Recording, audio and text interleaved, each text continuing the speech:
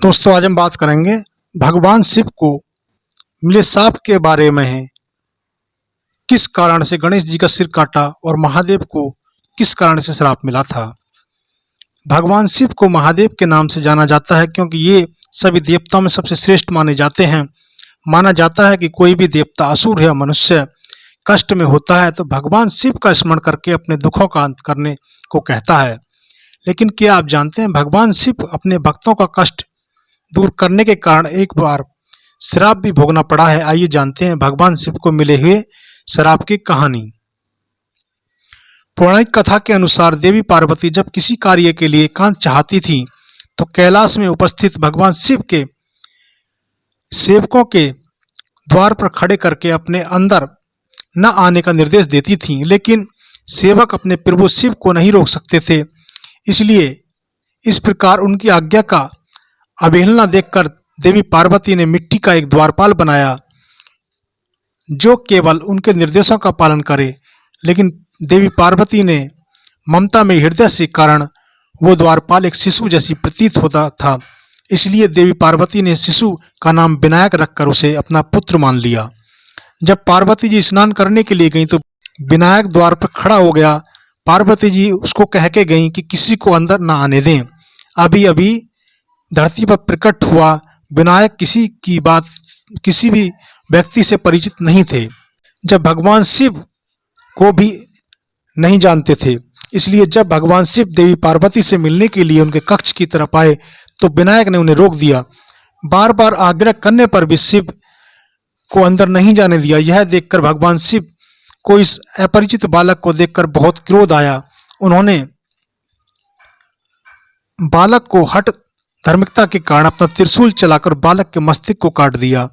इससे देवी पार्वती का क्रोध और विलाप के बाद भगवान शिव ने पुनः उस बालक को प्राण डाले और गज का सिर लगाया। इस कहानी को ज्यादातर लोग जानते हैं, लेकिन हम आपको बताते हैं भगवान शिव को महर्षि ऋषि ने श्राप दिया था, जिस कारण श्राप के प्रभाव से समय को गति ने आगे बढ़ाया। एक दिन भगवान शिव स्वयं के पुत्र का सिर काट दिया।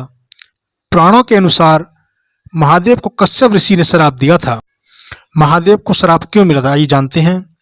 ब्रह्म बेरवत पुराण के अनुसार माली सुमाली नाम के दो राक्षस थे। वे दोनों भगवान शिव के भक्त थे। एक बार दोनों भगवान शिव की शरण में आए और सूर्य की निंदा करके लगे।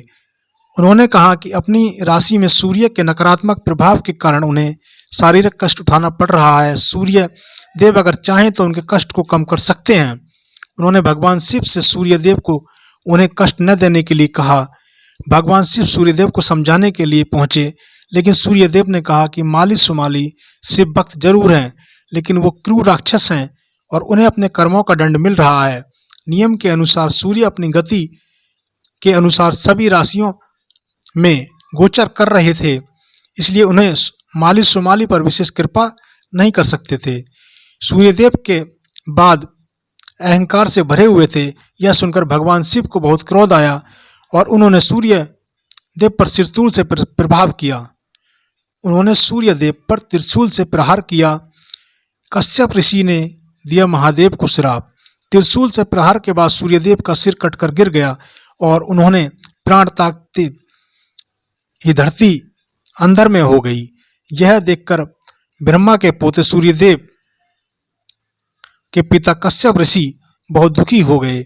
उन्होंने अपने पुत्र का सिर कटा देखकर कश्यप ऋषि का दिल पीड़ा से इतना भर गया कि उन्होंने महादेव से कहा कि जिस तरह आज पिता होकर उन्हें अपने पुत्र की ऐसी स्थिति इतनी पीड़ा हो रही है, एक दिन महादेव को भी अपने पुत्र की इस स्थिति देखने पर पीड़ा उठानी पड़ेगी और पुत्र की पीड़ा के उत्तरदायी स्वयं महादेव होंगे। एक पिता की पीड़ा देखकर भगवान शिव भी बहुत व्याकुल हो उठे। तब सभी देवताओं ने भगवान शिव से प्रार्थना की कि बिना सूर्य देव के पूरी धरती अंदर में हो जाएगी। यह सुनकर भगवान शिव ने सूर्यदेव के शीतल पड़ चुके तेज को जीवित कर दिया। सूर्यदेव ने अपने पिता को समझाया। जब सूर्य देव जीवित हुए तो उन्हें अपनी भूल का पश्चाताप हुआ और उन्होंने अहंकार में आकर महादेव की अवहेलना की थी। उन्होंने महादेव शिव से माफी मांगी और अपने पिता को पूरी बात समझाई।